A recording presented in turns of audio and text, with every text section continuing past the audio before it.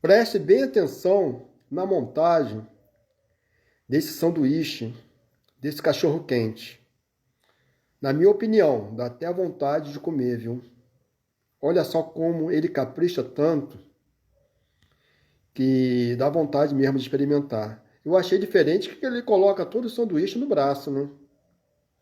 Entendeu? Não sei se isso é a higiene ou não, mas me parece que é para andar mais rápido, né? Ou a técnica que ele usa. Mas que dá vontade de comer, dá. Vê o que você acha sobre isso tudo. Deixa nos comentários se dá vontade de comer mesmo ou não esse cachorro quente. E compartilha aí para amigos e familiares e tudo mais, beleza? Fica aí com o vídeo, olha só, que interessante.